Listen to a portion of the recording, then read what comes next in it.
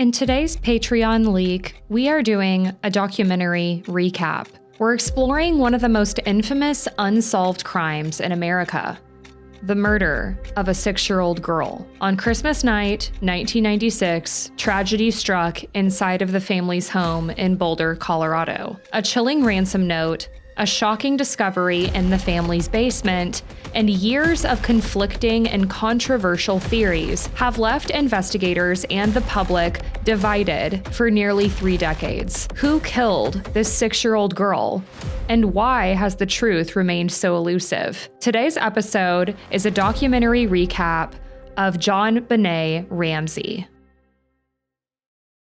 Hello, everybody, and welcome back to another episode of Perplexity, a mystery podcast. As always, I'm your host, Kaydra. If you're new to the show, hello and welcome. I tell tales every single week that have perplexed me. So if you love a good mystery that leaves you wanting more, don't worry, you're in the right place. And if you end up enjoying today's Patreon leak, this very long episode, I would love if you continue to follow along. If you are a returning listener, hello, my friends, welcome back. I'm very happy you're here today. We will get into this Patreon leak in just a bit. I do have a couple quick announcements and just want to let you know we're doing a Patreon leak this week because I have some very big episodes and some exciting collabs coming into your ears very soon. So be on the lookout for those things. I do just want to shout out Marilyn, Perplexed Society Supreme Leader, who now qualifies for a t-shirt. So that is on the Patreon. Marilyn's at the highest tier, and she's been a member for a couple months. So Marilyn, check your Patreon messages and let me know what t-shirt you want. I also would like to welcome my newest Perplexed Society member, Shannon. Shannon also joined at the highest tier. So she's going to get nearly 100 pieces of bonus content and a t-shirt in a couple of months, gets access to my Sons of Sam docuseries coverage, Epstein, Texas Urban Legends, creepy stories from the internet, tons of bonus episodes, all kinds of stuff. So if any of that interests you guys, you can always go check out patreon.com/perplexity mystery podcast. At the lowest tier, which is just $2 a month, you always get episodes 2 days early and ad-free. I also would like to shout out Danny. Thank you, Danny, for buying a t-shirt. You guys can always get merch at Bonfire, and that link is in the episode description, or you can just Google Bonfire Perplexity Mystery Podcast, and my store will come right up. I do want to issue a trigger warning. I think I say that in the Patreon recording that you guys are going to hear. But for those of you who are not familiar with this very infamous case, it's incredibly upsetting. So this may not be for you. And the source that I used for this coverage was the docuseries on Netflix, Cold Case, Who Killed JonBenet Ramsey. And then when we get to episode 3, I also discuss a lot of theories that I found online, mostly through like Reddit. So let's get into today's Patreon leak. It is time for another round of documentary coverage. And I had gotten a request from one of my patrons, Perplexed Society member Jacob, to cover the very infamous, very controversial, widely opinionated case, the tragic murder of JonBenet Ramsey. And it has been covered and talked about by so many different podcasts, so many different people. It is kind of scary how opinionated and rude, honestly, that people can be online about this case with like all the different beliefs. And I'm just going to do a documentary recap because this documentary came out pretty recently. The family is interviewed and there's some pretty interesting information in the documentary that they discuss, some kind of newer updates and things like that. It is 3 episodes. You can watch along on Netflix. And it is called Cold Case, Who Killed JonBenet Ramsey. I'm going to be completely honest. I know how famous this story is. I really did not know very much about it. So forgive me if I don't go into insane detail. I am going to be like reviewing some other sources and going over other theories and opinions more in the 3rd episode. But this is the first one. And For people who may be listening that are very familiar with this case, I still hope that you enjoy it, and I would love to hear your opinions down below. So that is my little disclaimer for this story. But there may be people listening that are not familiar. And I just want to give you a trigger warning now. This is a very disturbing case. It is the murder of a 6-year-old girl, and it is a horrifically disgusting murder with a sexual element. So big trigger warning for today. This documentary is pretty new. It came out in 2024. It did reveal some new details, like I said. It also really points to an intruder theory, which is controversial to a lot of people. So just know that I'm recapping this documentary, okay? So I'm just giving you the information that they go over in here. Don't come for me. This documentary really highlights how much false reporting was done by the media. So December 26th, 1996, the day after Christmas, 5:52 a.m., the mother of 6-year-old JonBenet Ramsey called 911, saying her child was missing. She had been kidnapped and a ransom note was found in their house. The family was living in Boulder, Colorado. JonBenet, which by the way is spelled Jonbenet, is this like hyphenated name. Her dad's name is John, so they turned it into JonBenet. JonBenet's dad, John, is interviewed in the documentary. JonBenet's mother is not because she passed away from cancer. JonBenet's dad says that they had been planning to leave together as a family early that morning. JonBenet also had an older brother named Burke, who was just a couple years older than her. He was 9 at the time. His parents said that Burke had been asleep. They had just had Christmas together at home, and they were going to fly to Michigan to see other family.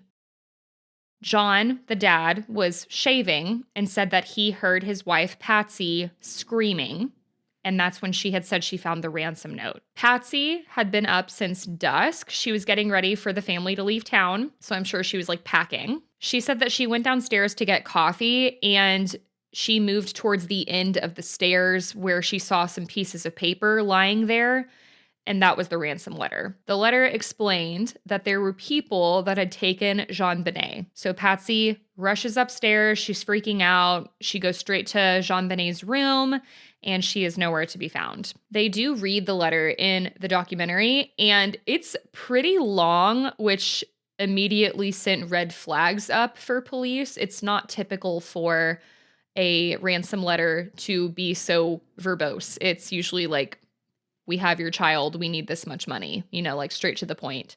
So I'm going to read this to you guys, and I'm curious what you think. Listen carefully. We are a group of individuals that represent a small foreign faction. We respect your business, but not the country that it serves. At this time, we have your daughter in our possession. She is safe and unharmed, and if you want her to see 1997, you must follow our instructions to the letter. You will withdraw $118,000 from your account. I will call you between 8 and 10 a.m. tomorrow to instruct you on delivery. Any deviation of my instructions will result in the immediate execution of your daughter.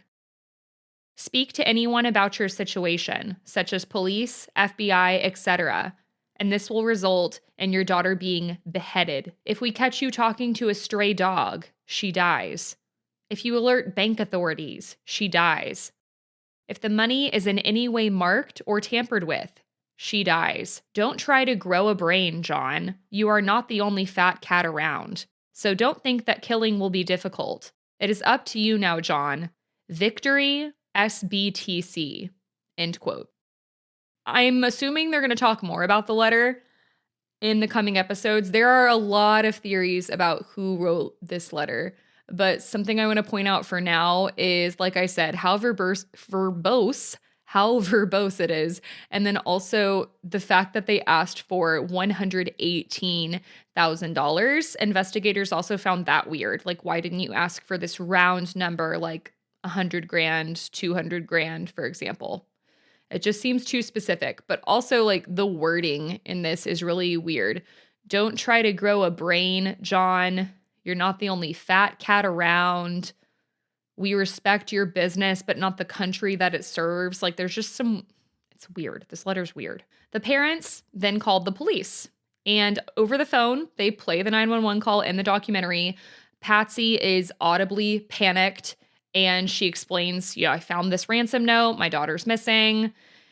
A kidnapping for ransom is also very rare. So police also found this case to be unique and high profile. She was the, using air quotes, all-American look, the 6-year-old, white, blonde-haired, blue-eyed, beautiful pageant girl. John, the father, says that 2 detectives arrived quickly to their house.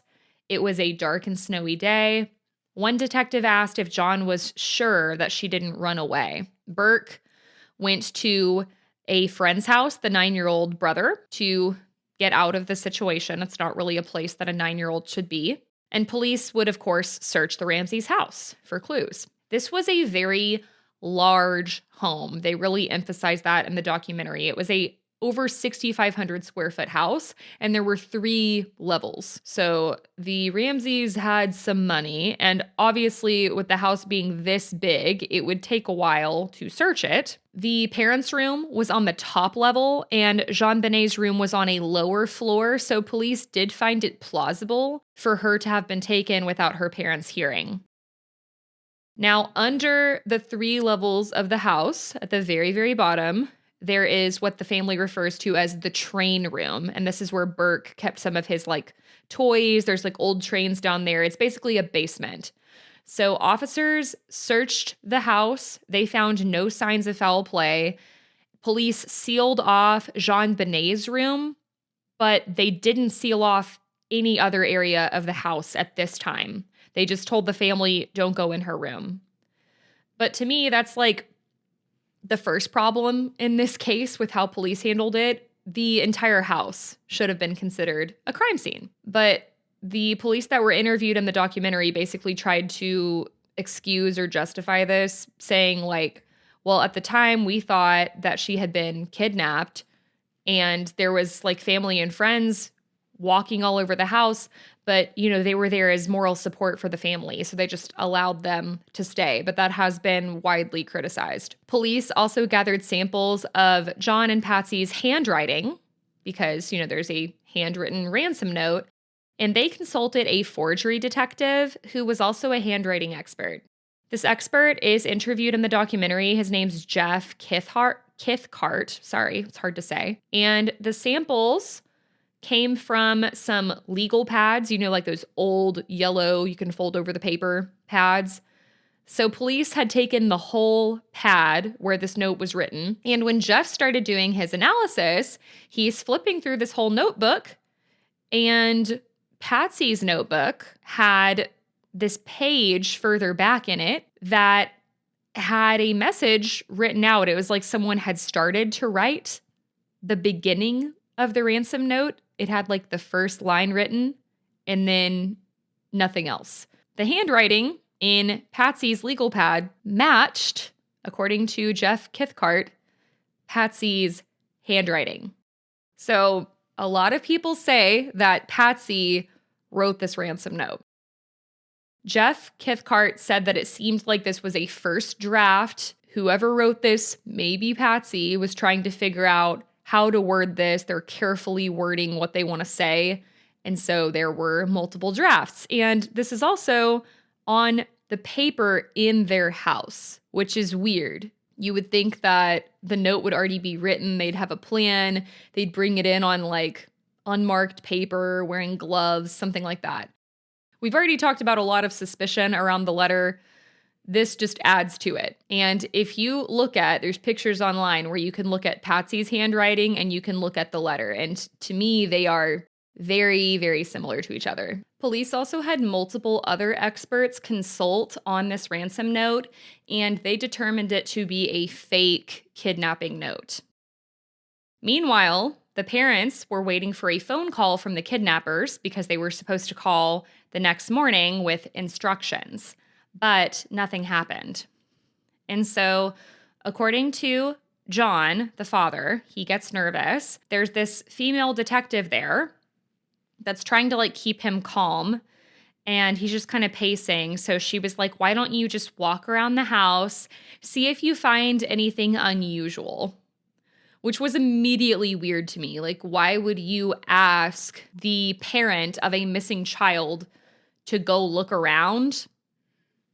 But whatever. Then John went downstairs where the train room was. He says that he found a window open. There's like this window really high up in the basement, and there was this suitcase propped underneath it, upright, that looked like it had been used to like step up and down to like basically get in and out of the window. John also said that a while back he had come home through that window. He said it was like last summer, and he had broken the glass because he had lost his key and no one was home. He thought that they had gotten the glass fixed, but they hadn't, which I'm sorry is a little suspicious to me. John then went into the part of the basement that they called the wine cellar. This is where they found JonBenet's body. I'm going to warn you now, this is about to get really upsetting. So this 6-year-old girl had tape over her mouth. Her hands were tied tightly behind her back. John immediately pulled the tape off of her mouth. He tried to untie her hands, but they were tied really tight and he couldn't get them undone. He also picked her up and started bringing her upstairs, screaming to get help. Detectives found no pulse.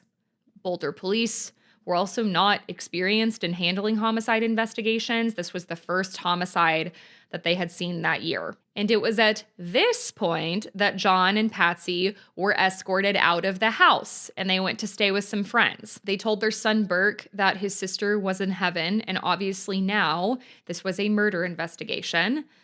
And the fact that she was found inside the home also to me does not look good. There was no communication between law enforcement and the media until JonBenet's body was brought outside. And at this point in the documentary, they introduced John Andrew Ramsey, which makes things more confusing. This is not the father.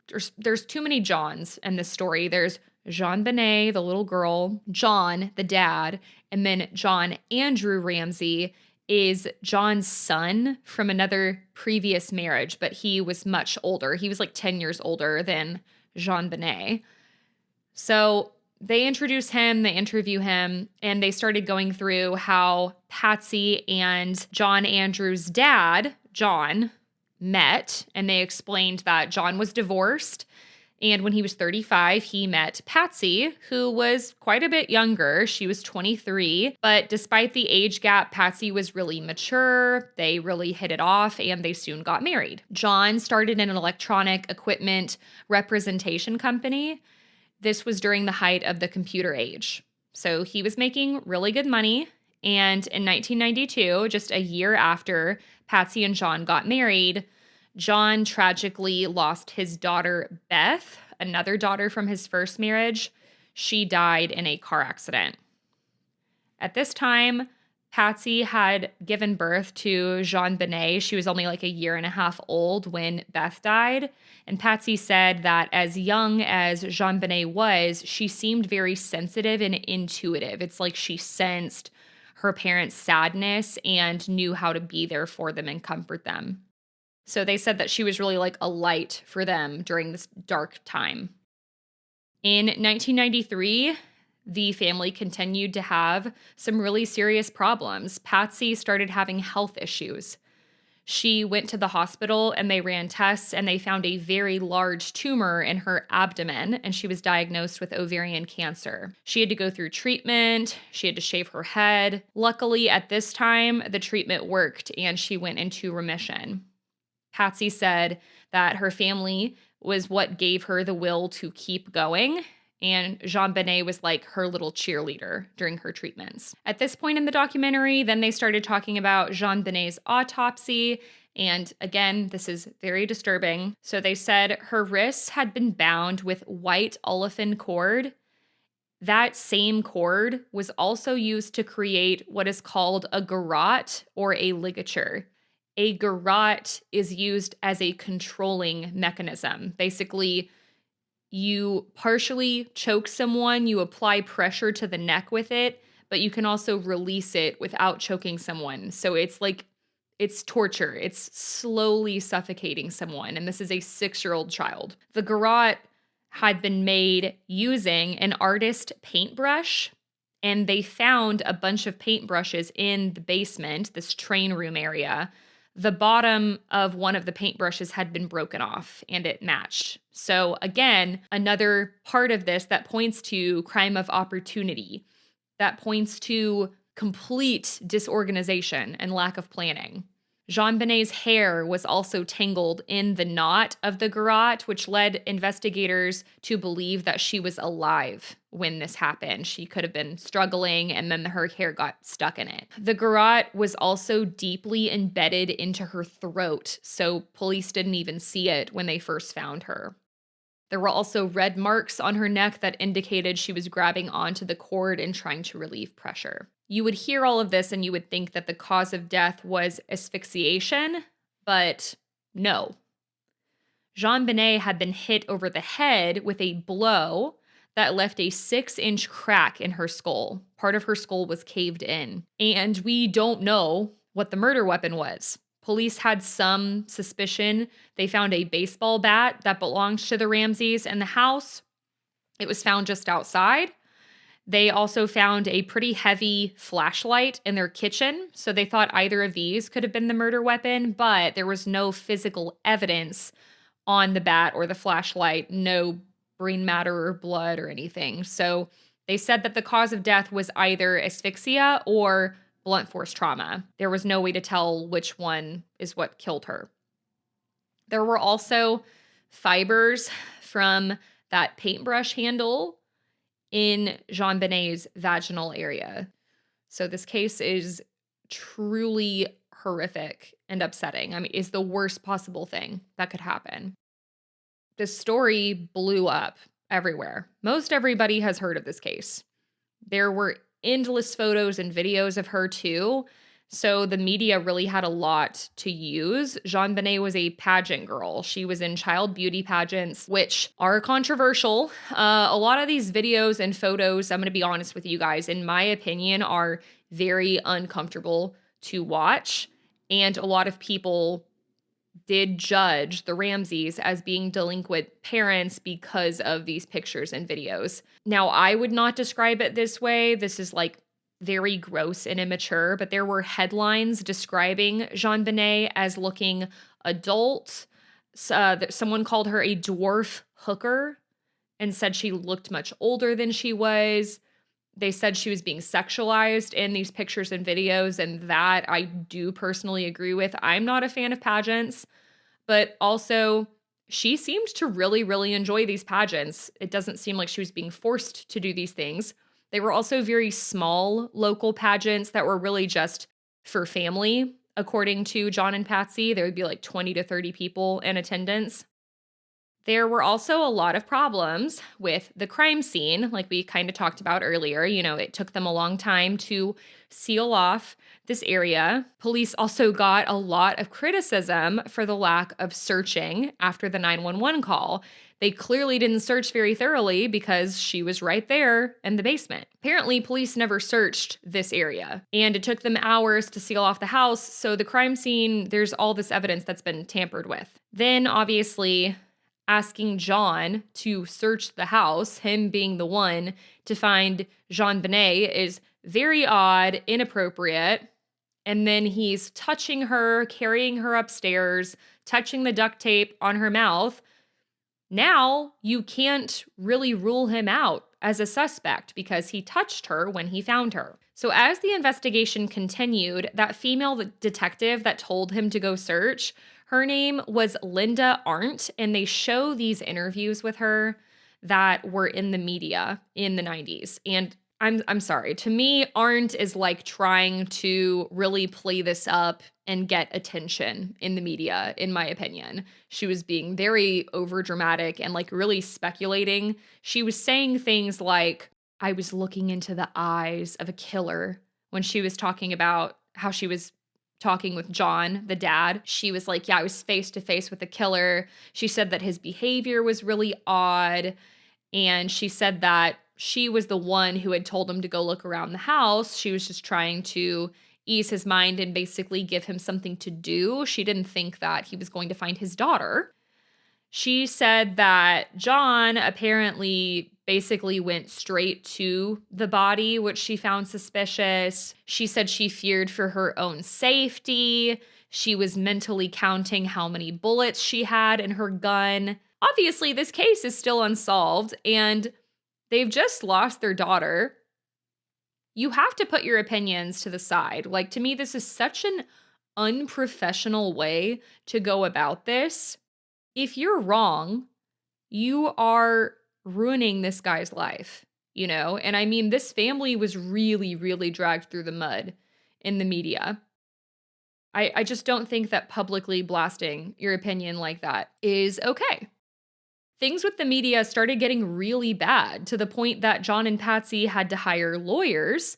And this, to police, put more suspicion on the parents. They said they were being non-cooperative. But John and Patsy's attorneys had advised them to be careful when talking to police, which I think you should always be careful when you're talking to police.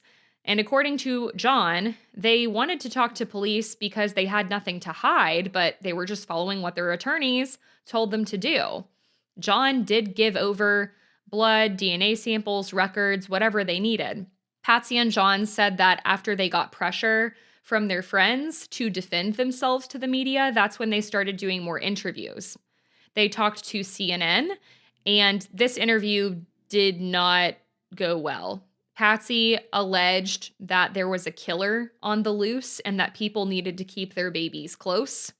That's why the first episode of this documentary is called Keep Your Babies Close. There were a lot of different reactions to this interview. Some people, of course, saw this, like always in cases like this, as being disingenuous. They said that all these people were just trying to read into John and Patsy's reactions, especially Patsy.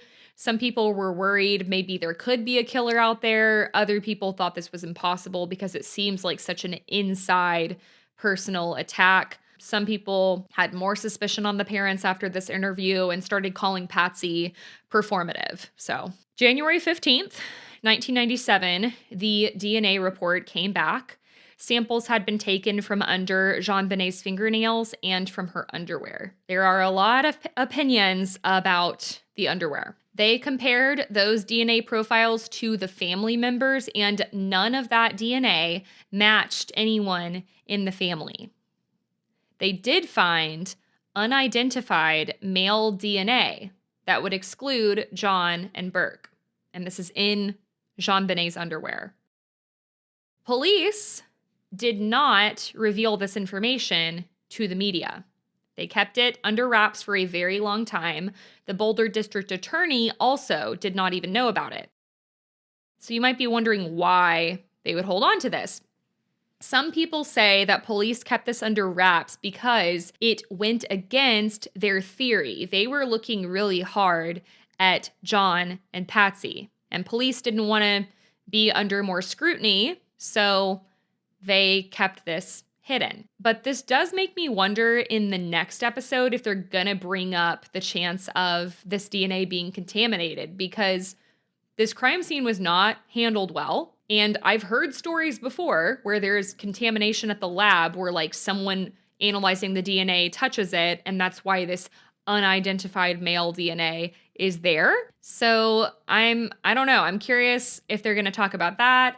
I do feel like this documentary, unlike some others that I've covered in the past, gives you a lot of details about the case.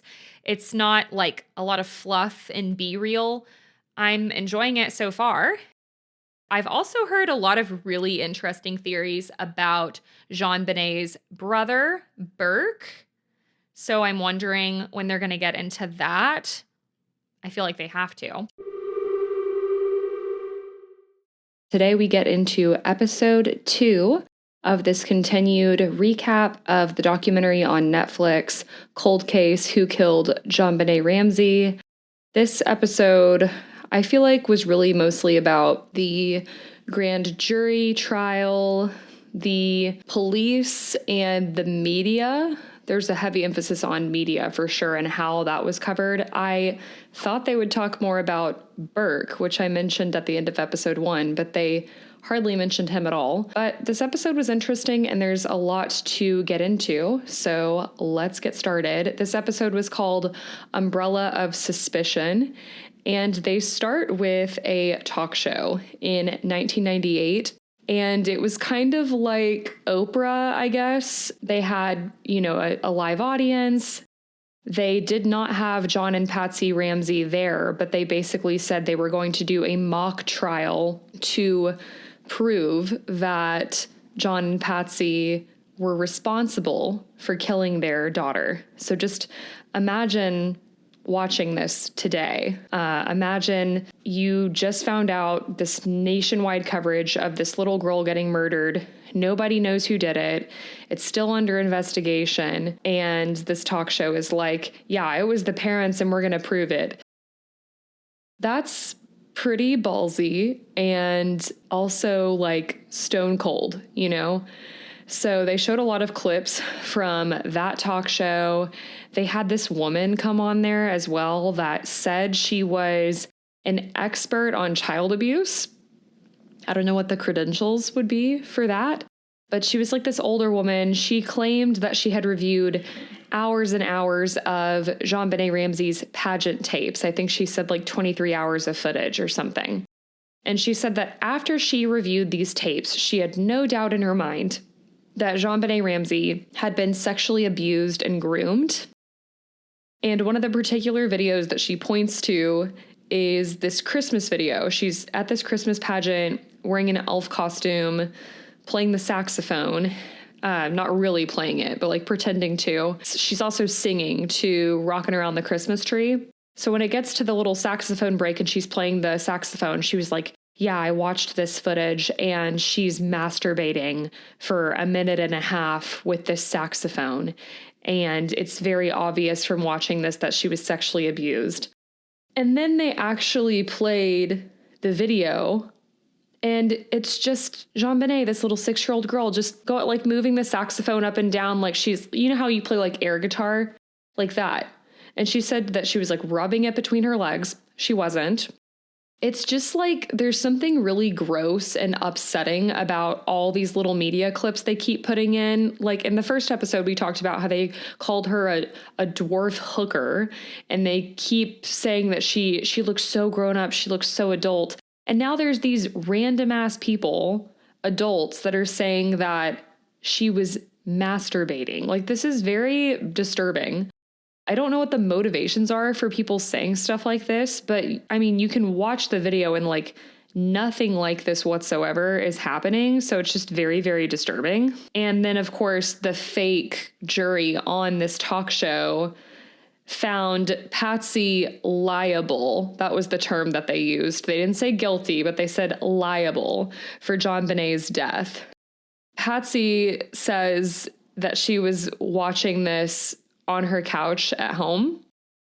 She had no idea this was going on or going to air, and she said that she stayed in bed for 2 days after this. By the way, again, I want to emphasize, I know there's so many different opinions on this. I know a lot of people believe that the Ramseys were involved in JonBenet's death.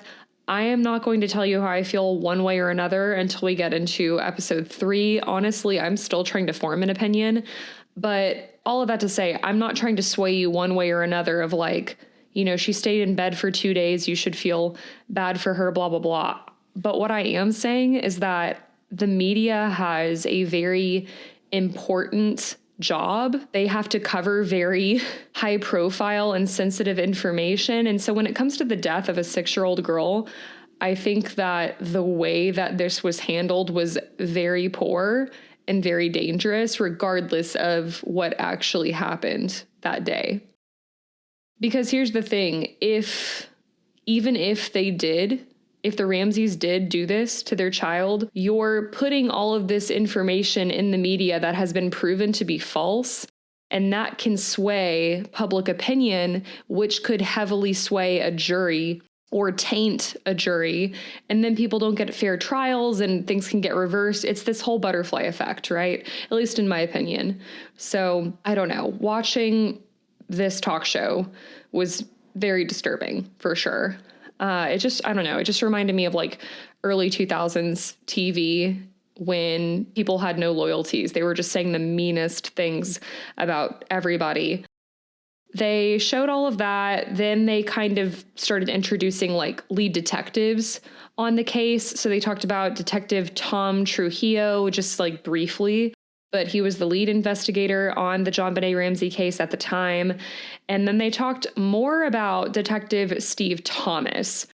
They show a lot of clips of him talking to the media in this episode. So he was actually in the narcotics unit. He had no homicide experience, but he was heavily involved in this investigation of JonBenet Ramsey's murder. So that also led to police getting a lot of criticism because there were people that just were not experienced in homicide. Both detectives, according to others involved in the case, seemingly had tunnel vision. So Trujillo and Thomas really truly believed that the parents did it, and that was it. To other people, allegedly, it seemed like they really weren't exploring other options. And so after all of this, and after all of these like horrible portrayals in the media that the Ramseys were getting, there was a civil lawsuit in 2001. Detective Stephen Thomas, I don't know if it's Steve or Steven, because I put Steve in one part of my notes and then Steven in another parts, but you guys get the idea. So he's in this civil lawsuit, and there's footage of this in the documentary.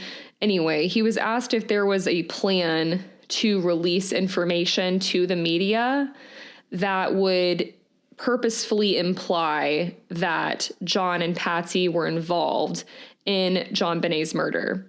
So the person's basically like, did you guys leak information, whether it be true or not, to the media? Did you do that intentionally? And Thomas did admit that they had talked to the FBI and to the media to try and put pressure on the parents to confess, which, in my opinion, would be an ethical dilemma. They also said this included false information being published. I think these are things to think about, to say the least, when it comes to how our legal system operates. So one of the examples they gave in this episode with false media information is how the media published a story about JonBenet Ramsey's whole case. They said that there were no footprints found in the snow in the back of the Ramseys' house, which would imply that the murderer came from inside the house, because this was wintertime when it was snowing. But in actuality, there was very little snow on the ground that day, and it was a very light layer that could only be seen in the front of the house. The front of the house was a grassy lawn. There's this light layer of snow. And then the back, where the basement window was, there was stone and there was no snow at all. So they're basically implying that the killer came from inside the house based on this no footprints thing, when there would have never been footprints back there to begin with in the snow. There was also another ridiculous story. I don't know where this person pulled this out of their ass from, but they said that John Ramsey was the one who piloted the plane that brought back JonBenet Ramsey's coffin. They said that he had a private plane and he chartered it to Atlanta. And so all these people are reading this in the media like, how could this grieving father be the one to pilot the plane back? And I don't know if this means that like JonBenet was in the coffin or he was just flying the coffin, but it was a completely false story. John was not a pilot.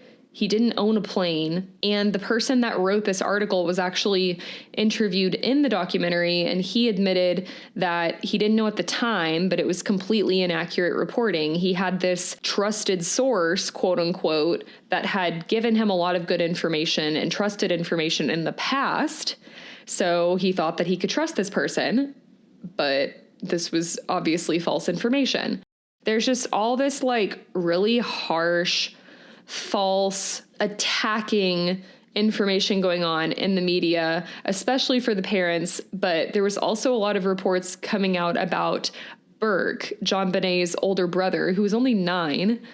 And I have a big problem with children being in the media against their will already. So for it to be with a true crime case too, it's just, this episode was upsetting in a lot of ways. So all that's going on in the media. Meanwhile, the underwear DNA results for JonBenet's underwear, had come back. We kind of touched on that at the end of episode 1. So they come back to that again. They said that these DNA results did clear John and Burke because this is unidentified male DNA in this underwear that doesn't match either of them. But police continued to keep this under wraps. And they also keep publishing these articles about the ransom note and how this was matching Patsy's handwriting. In the first episode, Patsy's handwriting was in the legal pad, and this handwriting expert looked at it and said that it matched the handwriting of the ransom note, which had also been written on this same legal pad. So, I mean, I gotta say, it is weird, and when you look at the handwriting, it does look similar. The fact that they did it on the legal pad in their house is weird, but they did point out in this episode, 4 other experts looked at the handwriting analysis, and all of those experts said Patsy did not write the ransom note. So I feel like one of my friends said this the other day, who's done a lot of coverage on this case, the more you learn, the more confusing it gets, and that's how I'm feeling right now. Because when I watched the first episode and hearing some things online and from other people I know, I thought that it was so obvious that Patsy had written the ransom note. And that's not to say that she was involved in the death, which we'll talk about more in episode 3. That might sound weird now, but that's not to say that she was involved in the death. But I thought it was so obvious that she wrote this note because a handwriting analysis expert matched it. But then you have these 4 other experts saying otherwise. So now I'm just really confused about that. They also, in the media, were talking a lot about the ransom amount and how that was weird, the $118,000. This was also the amount, apparently, or around the amount that John Ramsey's work had given him for a bonus that year. And so people were like, that's odd. How would this person know to ask for this exact amount? Also, just quick aside, $118,000 for a bonus is crazy. That's more than my annual salary. And I think, again, that just points to how wealthy the Ramseys were. I'm not saying that relates to any of this, but that's a crazy bonus. There were documents in John's office that listed the information about his bonus. So, I don't think it's very possible, but it is technically possible that if it was an intruder, especially someone who knew the Ramseys well, they could have come across these documents in the office and known what to ask for. That was something that they threw out in this episode. But to me, if this intruder knew where to find this stuff and maybe knew the Ramseys, they would know how wealthy they are. And I think they would have asked for a lot more money. So I don't know. It's very confusing. There were also sources claiming that there were pictures of JonBenet in John's desk, and they didn't show anything. They didn't go into detail, so it's kind of vague, but they said that these pictures were inappropriate and sexual in nature. As far as I could tell, there's no proof of this, and it could also just be the pictures of JonBenet in her pageant outfits, because a lot of people see those as sexualized, which I still feel that way when I'm looking at her videos and pictures. I don't like child pageants. I do think that a lot of the outfits are not appropriate, but it's also your child. And if that's what they wore for the pageant, I don't think there's anything wrong with you having pictures of them. It's your kid. There was a lot of speculation, though, about those pictures and that JonBenet had been sexually abused by her father. That was also being published a lot in the media. But again, there's no proof of this. I want to be very, very clear about that. JonBenet's pediatrician was also interviewed by the media, and he said that this claim is completely ridiculous. There was never any hint or evidence of any abuse of any kind, including sexual abuse. He always said that JonBenet was like a very well taken care of child. She was healthy, she had good nutrition, no signs of abuse at all. Tabloids are just ripping the Ramseys apart. They were selling thousands and thousands of copies. They show a bunch of headlines in the documentary. I did put one in my notes. It's "Little Beauty Abused Months Before Murder." Yeah, the media is just ruthless. I mean, we all know that. We know how like paparazzi can be, for example, but when you see it in such sensitive cases like this involving the murder of a child, it's very upsetting and disturbing. So then they started talking about Michael Tracy, and they did interview him as well. Tracy, from what I gathered in this documentary, was one of the few people that was publishing a lot of stories about how harsh the media was being and how unethical they were being with JonBenet's murder and how they were portraying the Ramseys in the media as a whole. It seems like Michael Tracy was one of the few people trying to stick up for John and Patsy, and he did create, I think it was a documentary, like during the 90s. They keep showing clips from the video he made, and I think it's a documentary. But he like sat down with John and Patsy to get their side of the story. And then the juxtaposition of this was there was an interview in the media with a former Miss America. Their name was Marilyn Van de Buer, and she had been sexually abused by her father, and she's in pageants. And basically the media took this and tried to compare her to JonBenet and like make similarities, like, oh, she was a pageant girl and she was sexually abused, and that means JonBenet was too, like just connecting these dots where there weren't any. The media is also asking Marilyn really leading questions in this interview. They were saying things like, was your home like the Ramseys? Did your father portray himself as a loving father too? So it's just ridiculous. The media even made allegations that Beth, John's daughter, had been sexually abused, the one who had recently died in a car accident. So John said about this in the documentary, it was like, these people knew no bounds. They were just stooping as low as they possibly could. And Michael Tracy, in his, I'm just going to call it a documentary, in the documentary he made, he, of course, interviewed John and Patsy, like I said. He also interviewed tons of family, friends, other trusted sources, and they were all like, yeah, we never saw any evidence of abuse, nothing disturbing. John was a great dad. Like, there's no way that they could have been involved. And I know you could also argue, like, of course they're going to say that because the last thing you would think is that someone you love is involved. But, also these are the people who know them best. So they're going to be able to provide information that is critical. I mean, that's why, like, in true crime cases, we want to hear from the victims' families. John says, quote, "We were prosecuted by the court of public attention and convicted." I would agree with that. Again, regardless of your opinions on John and Patsy and their involvement in their daughter's murder, the court of public opinion absolutely got their asses, and the media ate them alive. There was also a public poll in the 90s, and this poll had 70% of people saying they believed that John and Patsy had killed their daughter. So to say that the media did not have sway in this case would be completely false. I think that the media had a very heavy involvement in how this case was spun. Whether you see that as a positive or a negative is up to you. John and Patsy really had become the most hated couple in America. Their house was also surrounded by cameras 24/7. Patsy also said one time they were out shopping for Burke's school supplies, and they went up to the checkout counter to check out, and right in Burke's face is a tabloid that says he killed JonBenet. I mean, I can't imagine. Like, okay, my sister is 4 years younger than me.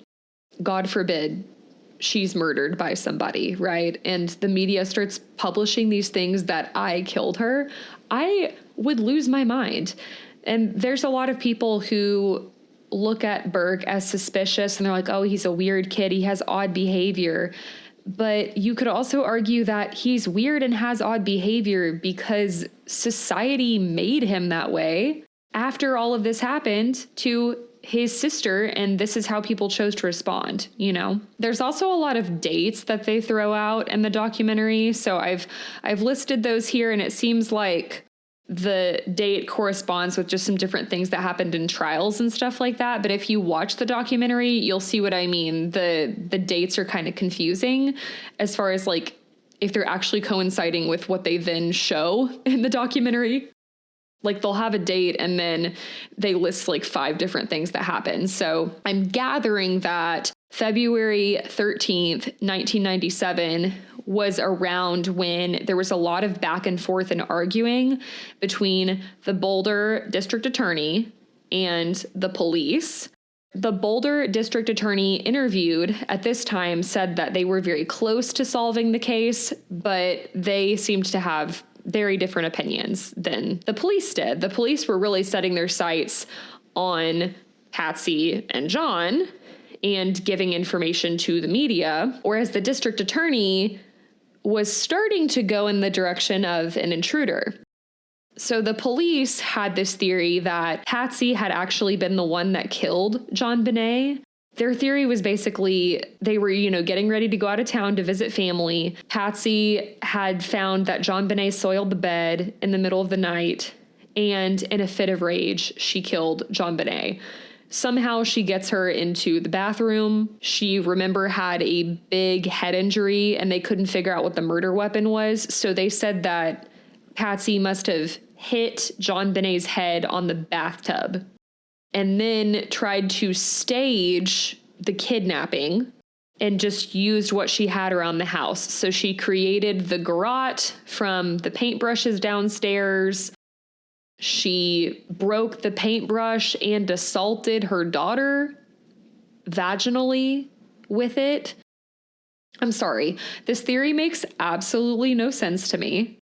Yeah, I just don't buy that. And then also the evidence didn't point that way. There was no evidence that the bed sheets had been soiled. There was no evidence of like blood on the bathtub. The garrote, they're saying, was put on her after the fact as staged, and we know that JonBenet was alive when the garrote was placed on her because there was hair in it, which would indicate she was moving around.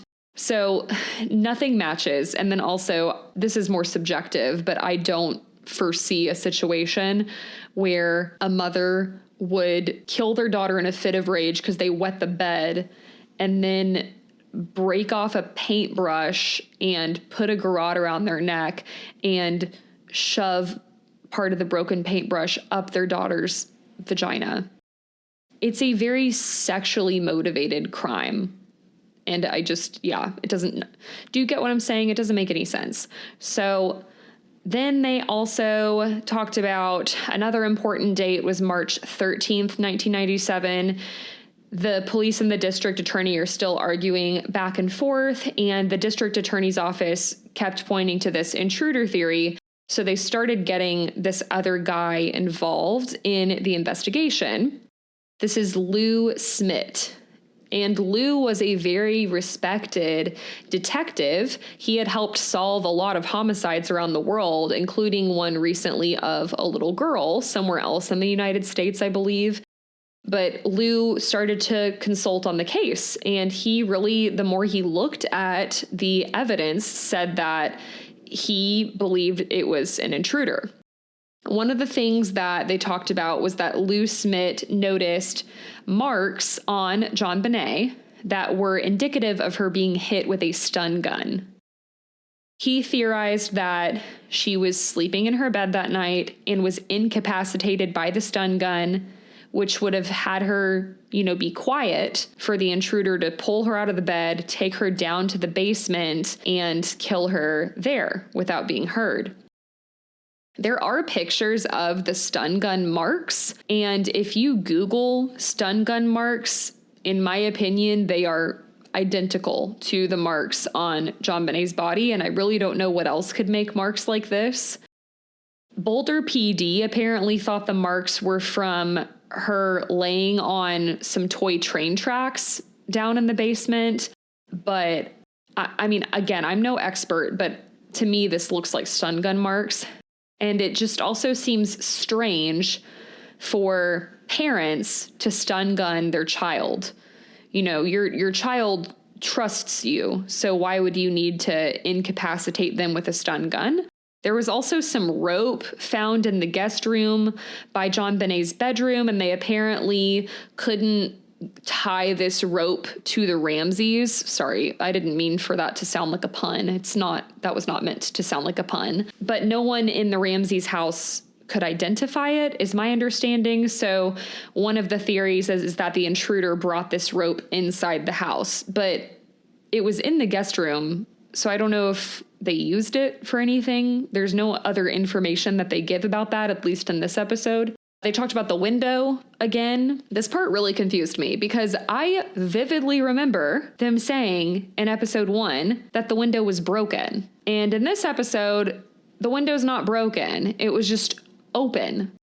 So in episode 1, I thought John was super sus because he said that like the summer before he had lost his key, he broke the window to get in, and he thought that they had it repaired, but he said, but I guess not, which made me think that the window was just broken this whole time. But no. Maybe he just means the frame was broken. I don't know. But anyway, the window's intact. It was open. So I don't know if they're talking about a latch or what. Lou did some investigations about the window because the media and the police were basically saying it wasn't easy to get into these windows. So it must have been the family. But Lou, who's in his 60s, was able to lift this small metal grate that was outside, shimmy into it pretty easily, and then under that is the windows that lead to the basement. And then he just opened one of those, hopped inside, and he was able to like reach the suitcase and stuff. Apparently there also was a footprint found on the suitcase. So he's really doing some groundwork to explore other theories, which I think you absolutely need to do in any murder case. John also said in the documentary he believed the intruder must have come into their house while they were out to dinner. The night before JonBenet is considered missing, the whole family had gone out to dinner for a couple hours. They came back and then they all went to bed around 9:30. That would have been an opportune time for this person to sneak in. In September of 1997, there was an incident near the Ramseys' home that some people say is quite similar to what happened to JonBenet Ramsey. There was a little girl. This intruder tried to assault her in her room.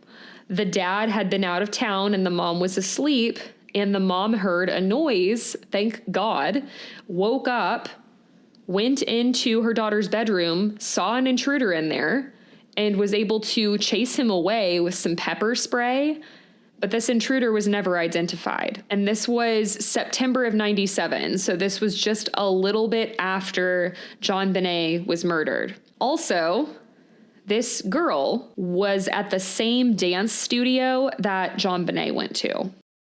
Some people, could say this is a coincidence, and obviously I don't know that it is or isn't, but I mean, that's a pretty big coincidence, you gotta say. So you have to wonder if these cases could be connected, and if they are, then this would point to an intruder. So December 26th, 1997, a new man was put in charge of the case, Mark Beckner. He told the media that he still considered John and Patsy to be under the umbrella of suspicion, which is the name of this episode. But the investigation was really at a standstill. The district attorney's office and the police couldn't come to any kind of agreement, so it was like a gridlock. They couldn't get anything legally moving forward. Police at this point were trying to get a trial together, but the DA was like, no, you don't have enough. You don't have a case. Doing all of this costs a lot of money. So the DA was like, this is stupid. You guys need more. Steve Thomas, the narcotics detective that was in JonBenet Ramsey's investigation case, they ended up resigning. Then basically the police decided to do a grand jury. And this was going to be September 1998. This isn't like a typical trial. The way they explain it in the documentary is that in a grand jury, there is no defense. The goal is to get an indictment for murder. So John and Patsy are like, well, obviously, we're going to get indicted. This isn't looking good. The media is posting all of these crazy things about us. And John and Patsy did offer to testify, but they were apparently told they were not allowed to. Lou Smit also fought to testify before the grand jury, and he claims that this request was denied. He said that there were people trying to silence him, but the lead prosecutors say this was not true. They had no problem with him testifying. After the grand jury, it is said that Lou Smit resigned because he could not handle how unethical this grand jury was, and he said he believed the killer was still out there. The jurors also apparently went to the Ramseys' house during the trial. That's like insane to me. Like, I've never heard of anybody doing this, but apparently the jurors went there and they're walking around and taking pictures. And the reason for this was to show how vast the house was. They described it as being like a maze. And so this pointed to it being less likely that it was an intruder. But to me, I think it just makes it less likely that it was a random intruder. I still think it could have been somebody that had been to the house before and knew the family. Then they brought up the unidentified male DNA again with the underwear. So we've kind of gone full circle on that. The prosecution, I hadn't thought about this, and I mean, this is a fair argument, in my opinion. The prosecution was arguing that the unidentified male DNA was from the paintbrush, like pieces from the paintbrush that were in the underwear, not from sperm. So then the argument basically was that this DNA could have been from anyone that touched the paintbrush at any point, basically. And so therefore, it was still possible that John and Patsy were responsible for JonBenet's murder. They even went to the factory where this underwear was made, and they tried to find who the DNA could have belonged to, but they couldn't find anything. They ended this episode on a cliffhanger. They said that after the grand jury went on for over a year, they would finally reach their decision. And that's the conclusion right now. So I will obviously get into that in episode 3, and I'm curious how they're going to wrap it up. But what I would like to do in episode 3 is recap that for you guys, obviously, but also because this is such a big story that so many people have covered, I want to explore some other opinions and theories online and do a bit of a discussion on those in episode 3. That way it's not so one-sided. I know this documentary has had a bad rap online, not to everybody, but to some people. A lot of people see it as biased towards the family, very like anti-cop, anti-media. Again, I'm not telling you guys I'm leaning one way or another, and I think it's also important that since I'm the teller of the story to try to bring any and all opinions. Obviously, I'm going to be biased no matter what, but I'm trying to keep it a little more well-rounded. And normally this would just be a documentary recap and that would be it. But I think the fact that this is a very sensitive murder of a 6-year-old girl, I think it'll be good to talk a little bit more about some other theories. Today, we are wrapping up this 3-part coverage of the Netflix docuseries Cold Case Who Killed JonBenét Ramsey. And we have a lot to discuss today. Before we get started, I wanted to bring up some of the feedback that I got from you guys. Jacob, who is a Perplexed Society member on YouTube, brought up something interesting that we discussed in part 2. So I figured we'd start here. He mentioned that cobwebs were found on the window that allegedly this intruder would have come in and out from. And they were found like the day that JonBenet Ramsey's body was found. So some people point to these cobwebs as meaning that there couldn't have been an intruder coming in there because it's dusty. Now, I don't know how much cobweb we're talking, but it could be that there's not an intruder that came through that window. I don't think it necessarily eliminates the possibility of an intruder. Also, spiders build cobwebs really fast, but that was an interesting thing that Jacob brought up. Other than that, we're just gonna get right into episode 3 and let me know what y'all thought about this coverage. So episode 3 was called The Truth is Going to Prevail, and it starts with a Larry King CNN interview. So they had Patsy and John on there, and then they also had Detective Steve Thomas, and they're all like going head to head with each other about what happened. Steve is going straight at Patsy, accusing her of killing her daughter, and just like, again, kind of like what we've talked about in the other episodes, the idea of something like this happening in the media is just crazy. The idea of a police detective face to face with the parents of a murdered child, accusing them of killing their daughter on CNN News is just like crazy to me. I've never seen anything like that. And the name of this episode is The Truth is Going to Prevail, because that is what Patsy says in this interview. She's like, we're innocent. We had nothing to do with it. God knows the truth is going to prevail. So then they cut off to where we left off in episode 2, which was all about the grand jury making their decision. They declared they would not be indicting John and Patsy due to lack of evidence. John and Patsy then issued a statement where they said, quote, "We take no satisfaction in this result because a child killer remains free and undetected." Meanwhile, the people who were advocating for the Ramseys, Lou Smit and Michael Tracy, released some statements saying they were super thankful that the grand jury couldn't move forward with a conviction because they believe the Ramseys are innocent.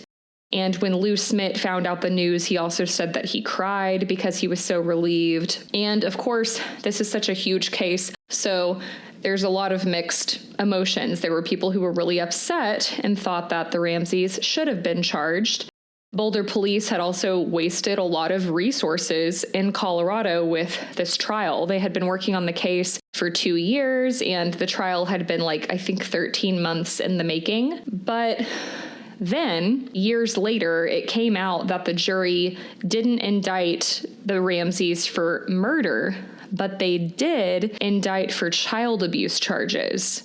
They basically said that they did have enough evidence to show that John and Patsy were neglectful, and basically they believed that they put JonBenet in a situation that was dangerous and ultimately led to her death. They don't specify further about what this means or what the evidence was. But I'm assuming these are things that you could find through the Freedom of Information Act, through court records, all that stuff. They did believe that they were involved somehow in her death as well, but basically they couldn't charge them for murder because there wasn't enough evidence for that. I thought that was pretty interesting, but obviously, as far as who killed JonBenet Ramsey, there's still no answers. If the intruder theory is correct, there was still a very dangerous serial rapist, murdering pedophile out on the streets, and Lou Smit believed that there was enough evidence to find this person. So then they started getting into suspects that Lou Smit and his team really looked at, and these are also people that you can read a lot more about online. There are endless subreddits about the JonBenet Ramsey case, so I'm sure there will be so many things that we don't even touch on in this episode, but we're going to talk first about Gary Oliva. Oliva had a history of sexually assaulting a young girl that was his neighbor, and he had been in the Boulder area at the time of JonBenet's murder. He also had pictures of JonBenet. But his DNA, we're going to keep coming back to the DNA thing, his DNA did not match the evidence at the scene, so they couldn't confirm it was him. He also said that he would confess to the crime. He would yeah, I'll tell you guys I killed JonBenet in exchange for better treatment in prison. So some people think that this could have been a false confession and that he was just this awful pedophile.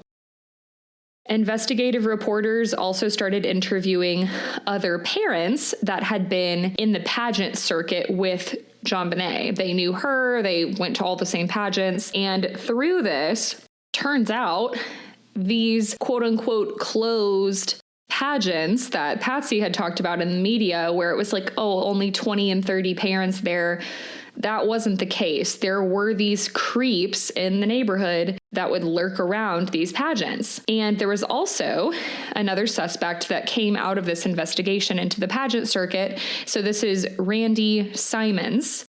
And a lot of people have heard that name as well. He was the pageant photographer. And this guy also had a lot of problematic red flags. He had some questionable photos of young girls in his photography studio. So nothing that was like overtly sexual, but he had pictures of young girls without their tops on. So that's obviously very disturbing, not normal. And the pageant moms also said that he was acting hysterical after JonBenet was found murdered. He apparently either called a bunch of them or like at a pageant was freaking out in front of all these parents and was like, I didn't kill her. I didn't kill her. And they were like, no one said that you did. Like, what is this about? So he also allegedly told an investigative journalist that he had information about JonBenet's murder, but he wasn't going to talk. So he's claiming he's innocent, but he's also claiming that he knew something. And Randy Simons was put in jail a year later after he was found walking around the city nude. Police came and arrested him. And when they arrested him, the first thing he said was, I did not kill JonBenet. In 2019, Randy Simons was also arrested again in Oregon for downloading child pornography at a restaurant through their public Wi-Fi. It's pretty scary as you go through these suspects. You're going to see this pattern of pedophile, pedophile, pedophile. And Randy Simons was obviously in the pageant circuit. It's always very disheartening and scary in cases with children when you figure out just how many fucking creeps there are in a small radius of each other. So Randy Simons gets this charge. He was sentenced to 10 years in jail for 15 counts of child pornography. So this is a sick individual. And they came back to the DNA once again regarding JonBenet's murder. And they said his DNA did not match what was found at the Ramseys. So case closed. And I think we talk about this more later on in the episode, but I don't think that it's fair in cases like this where the scene was not properly treated to put DNA as the gold standard. I understand that we want to find who did this and keep them away for a long time, but I'm like, surely there has to be something else that you guys could look at to tie these people to the crime. And I'm not saying circumstantial, but like, if they would have analyzed the scene properly, it's like they could have gotten shoe prints, they could have looked for fingerprints for other things. It's just very frustrating. But they couldn't tie him to the scene.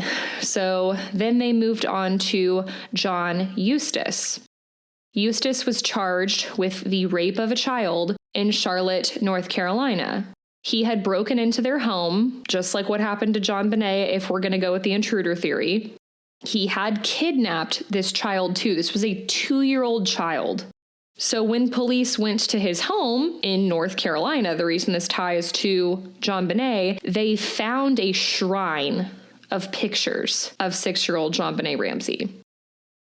Eustace was also a drifter, so he could have been in Boulder at the time that JonBenet was murdered. But apparently he had, I think the words they used were rock solid alibi. He worked at a factory, and apparently he had been clocked in during the time of JonBenet's murder. But this kind of reminded me of the Haley Dunn case that I covered maybe like a month or so ago. The person that we very much think who did it was clocked in at their job at the time that she was murdered. Once again, I feel like if the police had actually done a thorough job, maybe we would have more information about these suspects and someone that we could actually charge. September 10th, 2002, about 5 years after JonBenet's murder, Michael Tracey was contacted by someone via email. He's starting to get email after email after email from somebody who called themselves Daxus. Daxus claimed it was him who had killed JonBenet Ramsey and that he was carrying this guilt with him for the last decade. Daxus claimed all kinds of very disturbing things, but one of the things that he said was he was in love with JonBenet. It was very innocent. It was a total accident, but a lot of information had been released by the media, so it was hard to know if Daxus's claims were legit or if this was just like some sick, obsessed troll that had been reading up on the case. But one of the things that they pointed to in the documentary was that Daxus knew JonBenet's nickname for her grandmother. Her grandmother's name was Nedra, and apparently Daxus emailed Michael Tracey something along the lines of, like, I knew JonBenet, I did this, I can prove it. You should ask John what JonBenet used to call her grandmother, what her nickname was for her, which was Nettie. And that is what Daxus said in the email. And then Michael Tracey started going through all of these newspapers, all these stories, and he couldn't find any situation where they had used the name Nettie publicly. So some people think that this could be proof that Daxus did know JonBenet at the very least, and maybe even killed her.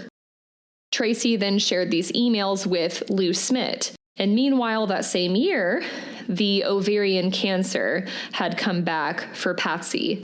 And this time it was not responding to treatment. So she ended up going on palliative care, and she was really desperate to get answers before she passed. According to John, the cancer had metastasized to Patsy's brain, and she really was not like herself. And I was surprised that he was so open and honest about this, to be completely honest, because this could paint him negatively. He said that Patsy wanted to keep doing cancer treatments. She wanted to live as long as possible and keep fighting. And while, yes, the doctors said she wasn't responding to it, they wanted to do whatever she wanted. So they told her she could keep trying, but they didn't recommend it. So John says very openly that he went with the doctors and said that they weren't going to do the treatment anymore. So they stopped the treatment, but he didn't tell Patsy. So Patsy was dying, some would say against her will. Others would say she wasn't in her normal state of mind. She wasn't her normal self. He was just following what the doctors recommended. So I'll let you guys form your own opinions of that. But at the very least, I was surprised that he was so open about that. In the documentary, he was like, yeah, and we just stopped the treatment and I didn't tell her. The emails with Daxus were going back and forth still with Michael Tracey during this time, and he told John and Patsy about it. But apparently, Daxus had disguised his email really well. I don't know the tech-savvy terms for this, but they couldn't trace it.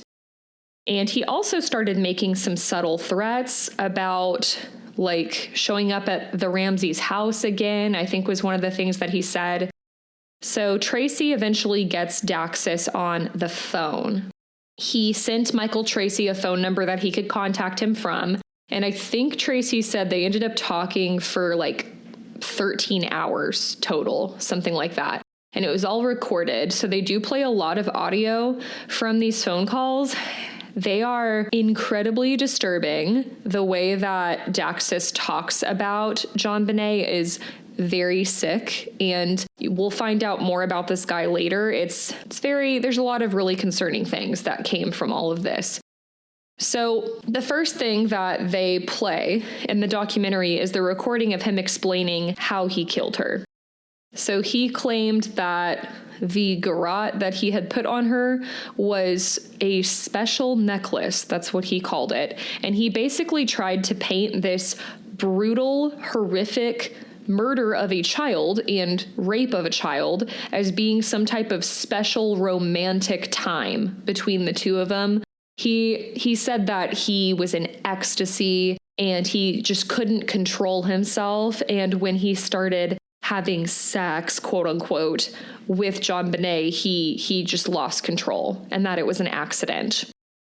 Even if this guy is innocent, he should never see the light of day. It is so disgusting to hear a full-grown man talk about a child like this. He also claimed after he strangled JonBenet that he put duct tape over her mouth. He said that he had a flashlight in his hand that had duct tape on it. He took the duct tape off and put it on her mouth. It was like he didn't want her to suffer, so he thought she could still be alive, and he decided to put her out of her misery really fast. So he says that's when he hit her over the head. The other weird thing about this is Patsy was also, still alive, and Daxus was obsessed with Patsy as well. He had this weird fascination with her, and he was always asking Michael Tracy to talk to Patsy. And they're so desperate to find this guy and put him behind bars, so they were like, okay, fine, let's just give this guy whatever he wants. So they finally agreed after talking to Patsy that she would talk to him, but then apparently he never called, and this would continue for several years. In 2006, Patsy passed away at the age of 49, and Michael Tracy shared this news with Daxus. He was super upset. He said that this was very unfortunate because he was hoping to have some type of connection with Patsy and was hoping that she would forgive him. Michael Tracy and Lou Smith continued to work on the case, trying to figure out who Daxus was, and eventually they convinced him that they would send him an original photo of JonBenet and Patsy together, a photo that had never been released to the media. He originally wanted a copy, and they were like, no, we'll mail you the original. So this guy then sends them a P.O. box in Bangkok. Then they put this UPS where the P.O. box was under constant surveillance. So they were hoping that this would lead to them finding out who Daxus was. One day at the P.O. box, this 41-year-old man named John Mark Carr comes up. He was an elementary school teacher, and turns out he was a child predator. He ended up getting arrested, and when he was arrested, he told everybody that he loved JonBenet, that he was with her when she died, and that her death was a total accident. Also, they show clips of him walking into the police station, and people who have watched true crime documentaries before, or where serial killers are interviewed, for example, you can tell with certain individuals just immediately by looking at them, how they walk, their mannerisms, ooh, something is off about this person. And John Mark Carr is one of those people. There's a clip of him walking into the police station. He walks with his pelvis really forward. He has this super disturbing look on his face. He has a very strange, almost sinister kind of voice. He made me very uncomfortable just watching him on camera. I got chills just looking at this guy. There's something very much wrong with this guy, and it doesn't take a mathematician to figure that out. Like I said, he had a history of being a child predator. There's also a very specific reason why this man is in Bangkok, because he is American. We're going to talk more about that in a second. So it turns out in Bangkok, he was an elementary school teacher, or a substitute teacher. He also, years before that, was in Atlanta, just a few months before JonBenet's murder, doing substitute teaching at Hamilton Elementary. He was taken off the list for subbing after getting a bunch of complaints from students and parents. They said that he was saying really inappropriate, weird sexual things to the students. He was also arrested in 2001 in California, where he had been working as a teacher. He was found to have child pornography in his possession. He was headed for trial when he fled the country, and that's how he ended up in Bangkok. So he continued working overseas. He went to 2 schools in Bangkok, one being an all-girls school, and I have no doubt that this man has victims. For you to flee the country to get away with something like this and to be able to remain hidden for years, this guy is dangerous. He should not be allowed to see the light of day. He also claimed that with the JonBenet murder, he was the one who wrote the ransom note. He claimed that he had snuck into the house around 5 o'clock and stayed there all night. And remember, the Ramseys had gone to dinner, so somebody could have snuck in during that time. He said that is how he was able to find his way around this very large home. He had 5 hours to explore it because they didn't get back till like 10 o'clock, according to him. John also claims that one of his housekeepers recognized John Mark Carr. They saw a picture of him and was like, I've seen that guy before. He was snooping around y'all's garage last summer. So according to John Ramsey, he believes that John Mark Carr could have been the one who murdered JonBenet and that he had been planning this and stalking the family for some time. So back to DNA again. A couple days after John Mark Carr was arrested, his DNA results came back and there was no match for the scene, and he walked. As of May 2024, so very recently, Carr claimed online he's living outside the US, but DNA in this case has been very problematic from the beginning. Like I said, the crime scene was contaminated. There are tons of neighbors, people who came in the day that this happened, were walking all over the house. There was that female detective that told John to take a look around, and he found his daughter's body, took the duct tape off her mouth, picked her up, took her upstairs.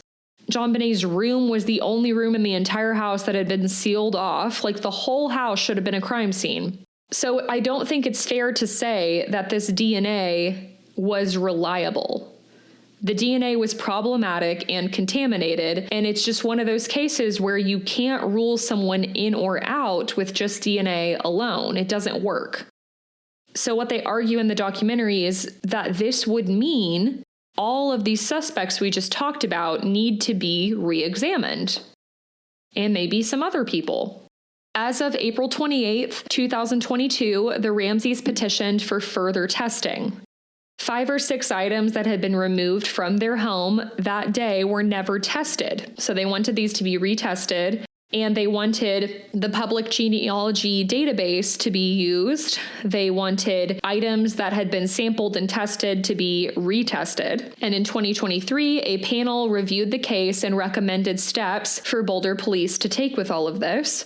The police haven't released the panel's recommendations, and they also haven't said if they're going to act on them. But a spokesperson for Boulder PD says that they are giving these recommendations serious consideration, but they won't say if new DNA tests are going to be conducted or not. Boulder police also declined to be interviewed in this documentary. Lou Smit, while he was alive, still believed that this case was solvable. While battling cancer, he continued to work tirelessly on the case, and he passed away in 2010.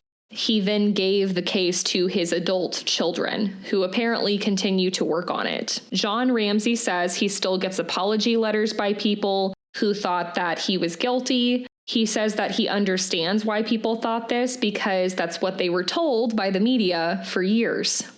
In 2000, former detective Steve Thomas wrote a best-selling book accusing Patsy Ramsey of killing JonBenet. And the Ramseys sued him and his publisher for millions, for defamation, basically. And they did reach a settlement. They were given an undisclosed amount of money. Steve Thomas also declined to be interviewed. And I gotta say, there is something crazy to me about a police detective making money off of a book accusing parents of murdering their child with insufficient evidence. Regardless of what you think of the Ramseys, that's unethical. In the last 8 minutes of this documentary, they finally very briefly touched on the Burke theory as well, the theory that JonBenet's brother Burke could have been the one who killed her. We'll talk about this more as we get into some Reddit theories, but in 2016, CBS aired a very famous special where they paint this whole thing. They accuse Burke of being the one that killed JonBenet. Keep in mind, he was 9 years old when she was murdered. They speculated that Burke did this because JonBenet ate some of his snack that he had been eating that night, and he, in a rage, hit her over the head. I didn't watch the CBS thing, and they didn't expand on this in the documentary, but I think some things that I've read said that he hit her with the bowl that his pineapple was in. Some people also say he may have struck her with the flashlight that was found in their house. Burke also sued CBS for $750 million after this was aired. It was settled and he was given an undisclosed amount of money. So let's see, she was murdered in 96. So he would have been 29 when he sued CBS. The Boulder DA even released a statement saying that Burke had been ruled out officially as a suspect, and Burke also declined to be interviewed for the documentary, citing his treatment in the media and online. 5 years after Patsy's death, John got remarried, so we meet this woman at the end of the documentary. She's a very pretty woman. Her name is Jan. They seem really cute together. They showed this little memento area that they had in one of their bedrooms. It was like precious items of all of the grandchildren, but there were also a lot of mementos from JonBenet. They had like her cowgirl boots, this Crayola thing that she had drawn on that was framed. And they just reflect a lot on what this whole thing has been like for them. John talked about this comment that has always stuck with him, which was, I think he said he met this kid that was like, JonBenet wouldn't want you to be sad. And so he said that he tries to live a happy life because he knows that JonBenet and his other daughter that had passed, Beth, wouldn't want him to be sad. And that's kind of how they wrap everything up. They end with that family interview. And obviously, this is one of the biggest, controversial, most well-known true crime cases ever. And like I said at the very beginning, when I started covering this, there are so many strong opinions and internet sleuths. There's so many things that we just won't be able to touch on. But I did want to take some time at the end of this episode to get into some theories a little bit more and let y'all know my thoughts. And I would love to hear y'all's down below. So let's start with the intruder theory, because that is what this documentary is all about. They really try to push for that. There are a lot of things that I think make the intruder theory make sense, but there's also a lot of things that I think don't make sense with that. So let's start with what we know makes the intruder theory plausible. We know that the house was not secured that night, so somebody could have gotten in, specifically while the Ramseys were out at dinner, or maybe while they were sleeping. There are very distinct marks on JonBenet that look identical to a stun gun, and multiple experts have looked at those marks and said, those are stun gun marks. Why would her parents stun gun her? Their alarm was also not set that night, and it was rarely armed. So this house would have been easy to get into. It's very large. They wouldn't have heard someone come in. They didn't have a dog or anything that could have alerted them. The house was 9,000 square feet. There's plenty of places that somebody could have hidden. And JonBenet Ramsey's involvement in beauty pageants also could have opened her up to a lot of suspects. There were creeps lurking around at these things. There were all these weird-ass pedophiles that had shrines of her. So it seems like there were men that were following these pageants and maybe taking advantage of girls. These were not closed events, so people could have come in and out. It's a small town. They could have been following the Ramseys back to their house and figured out where they lived. You could also say that the unidentified male DNA could point to an intruder because apparently this DNA ruled out Burke and John.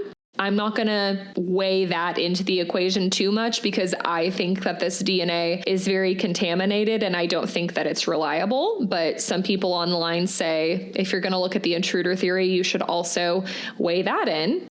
The other thing is, if you guys remember, there was a similar crime nearby, like right around the time that this happened to JonBenet. There was a young girl in the Boulder area around her age that had a creepy ass dude standing over the edge of her bed, and the mom, thank God, woke up and chased him out of the house, and he was never caught. So those could be some big things from what I have learned about the JonBenet Ramsey murder that could point to the possibility of this being an intruder. Things that I think discredit the intruder is all of the really personal, unplanned things in the murder that we talked about a lot in episode 1. Specifically, the paintbrush that was used to assault JonBenet was found in the house. It belonged to them. It was in the basement. The legal pad that the ransom note was written on belonged to the Ramseys. They left her body there in the home in like a very random kind of undisclosed location. So you might look at that as saying like, oh, that's convenient. I still think the window being broken and apparently John not being sure if it was ever fixed, and that just so happens to be the window that this intruder apparently came in from. That's weird, a little convenient. You could bring up the cobweb thing and say there's no way someone came in through that window because there was cobwebs, so it had to have been someone in the house.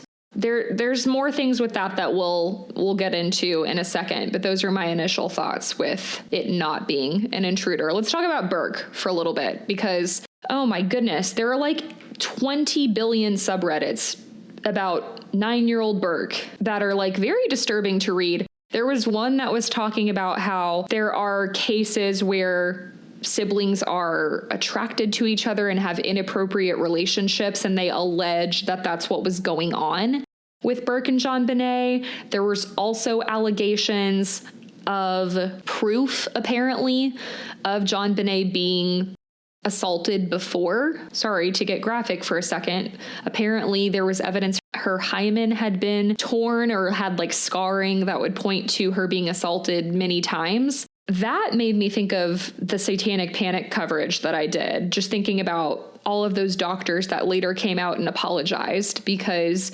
they didn't know what they were looking for. They didn't have proper experience studying child sexual assault cases. I don't know what doctors looked at JonBenet's body and examined her. I don't know their experience. But I know that there are a lot of cases, unfortunately, in the past where doctors don't have good experience with recognizing those things. Maybe I'm wrong. Maybe there's more evidence online and like a good doctor that looked at her. But yeah. Anyway, there's lots of subreddits about Burke. So some things that they have pointed out that could point to Burke as being responsible is, number one, apparently when Burke was interviewed, he put himself downstairs in the basement after everybody else was asleep. He claims that he had gone down there. Burke's boot print was also apparently found near the body, and his train tracks are the only match to the marks on JonBenet's body. Apparently, Burke had a knife that was also found around where her body was found.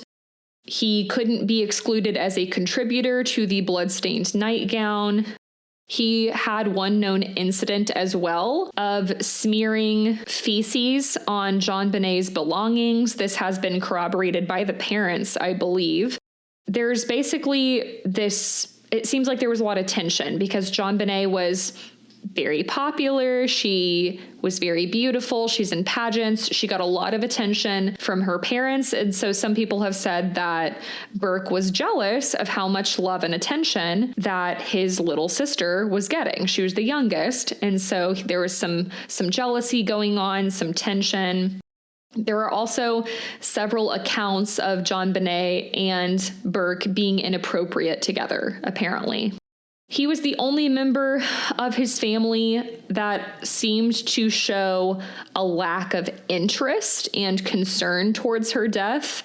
This is what people argue online. I don't really have much to say other than this is a 9-year-old child who doesn't really probably understand the permanency and the concept of death. So I don't really think that we should expect him to react the same way that JonBenet's parents did, or anybody else in the family. There's also something that people bring up a lot, which is that he had a history of hurting JonBenet. There's a specific incident that did happen where they were playing at a mini golf course one time. And apparently Burke had hit JonBenet in the head with a golf club and hurt her so badly that they had to go to the emergency room. But my understanding is that this was a total accident. He was swinged the golf club back and accidentally hit her. But some people point to this as saying, like, see, he's violent. He tried to hit her. See, he's crazy. He smeared poop on her stuff. And like, yeah, the poop thing is weird. Don't get me wrong. But that doesn't mean that this 9-year-old killed his sister.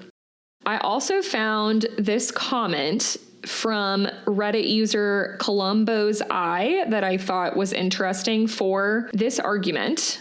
And it brings up the sibling inappropriate relationship thing and the sexualization. So I'm going to read it to y'all.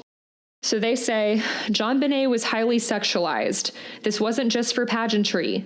In fact, it extended to her daily life. She allegedly used to get dolled up and her parents would drive her around town where she would wave at people like a beauty pageant queen walking down the street. Really odd. It's also noted that at a kid's birthday party, she performed for all the children once again, dressed up in a dress and makeup. At what point did anyone around her think that that was appropriate? Were the Ramseys not worried about perverts, molesters, child abduction, etc.?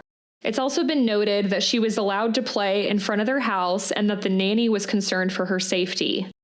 Again, why was this no concern of her parents? So before I keep reading this comment, I'm going to play devil's advocate for a second. So this is the 90s.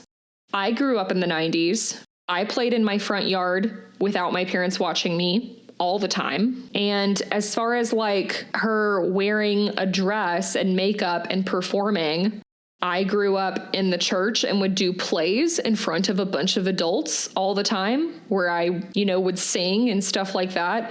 I'm not saying that the outfits I wore were compared to what she wore, but there's definitely things that you could say like they just didn't. And I think they say this in the documentary too. They were just naive. They didn't realize that there were all these creeps lurking around. They just were letting JonBenet feel pretty and have fun and be a pageant girl like she wanted. And, Patsy was also, I think, kind of living vicariously through her daughter a little bit because she always loved the pageant lifestyle. Okay, so this comment continues, quote, on the subject of sexualization, I wonder from a psychological perspective what living with a highly sexualized sibling does to a prepubescent 9-year-old. It's been said that JonBenet was already asking about conception and sexually related things, albeit in a 6-year-old context. So where was Burke with all of that stuff? Is it really appropriate to condone and promote sexual objectification in a household and to the wider world, and what kind of moralistic bar does that leave for Burke? I find it highly inappropriate on all levels. Sibling sexual abuse is more common than we think and is widely unreported. What if Burke was the one who was sexually abusing her? What if Patsy and John genuinely were not aware of this because they slept on an entirely different level of the house? My theory is that it was Burke. Considering Patsy had only just recently started sleeping back upstairs after kicking cancer, I am led to believe that the abuse had only started happening recently, maybe a handful of times. He could have bribed her, or she may have not been aware previously of what was actually happening. I don't think that John would cover for Patsy, and I think Patsy was so overcome with grief for her child that she wouldn't have covered for John. But they may have covered for Burke. Even so, if it was an accidental death, I think that they still would have come clean, given that Burke at his age would be very unlikely to go to jail. I believe the sexually deviant behavior, along with the murder, was the reason they covered it up. That is the kind of stuff that would make the Ramseys lose everything. I also think that Burke has likely disassociated himself from this event and now has heard a different story of the event and genuinely believes it was not his fault. This is something John is taking to the grave." End quote. There's some things about that make sense to me. Unfortunately, I have heard stories before of a sibling sexually assaulting their sibling and them not really telling anybody about it until they were an adult. It's this horrible suppressed trauma. But I think that we have to be incredibly careful when we make accusations like this. There's literally no proof that he did that. So I don't think that that's fair to put that on a child. What does resonate with me about this theory is, like we were talking about earlier, the paintbrush, the legal pad, all those things were found in the house. So to me, it could make sense that the parents were involved in some way. I feel like they would most likely be involved if they thought, or if they knew, that Burke did it. Let's say Burke didn't do it. Maybe they thought he did, and so then they tried to cover it up. And if he did do it, they don't want to lose their second child, so they help cover it up. That is not out of the realm of possibility to me. The other big thing I wanted to discuss is, could the parents have been involved? We have to talk about the ransom note. Obviously, there's a lot of mixed opinions about the ransom note. We had experts saying Patsy wrote it, it's clear as day, look at her handwriting, look at the ransom note. Case closed. There's multiple other experts who looked at the ransom note and said this doesn't match her handwriting. So that's really bothersome to me. We need to know who the fuck wrote the ransom note. And I feel like if we know who wrote the ransom note, at the very least, they were involved or helped cover it up. But we don't have that information right now. So I do think what we have to focus on is the fact that this was their legal pad in their house. Some people have also pointed to the fact that John's bonus was right around $118,000, I think it was, and that was like the exact amount that they asked for in the ransom note. Who else would have that information? Could Burke being involved, or them thinking that Burke was involved, make them want to cover it up? I think that's a valid question. Some people have also pointed to the parents being involved because John, from how this detective describes it at least, found JonBenet's body really quickly. He knew this kind of hidden part in the basement to go right to, according to this detective. And he also contaminated the crime scene, which, of course, some people do this when they find their loved one because they're so overcome with grief and they're trying to touch them and they can't believe it and they want to help, but other people could point to this as intentionally contaminating the crime scene.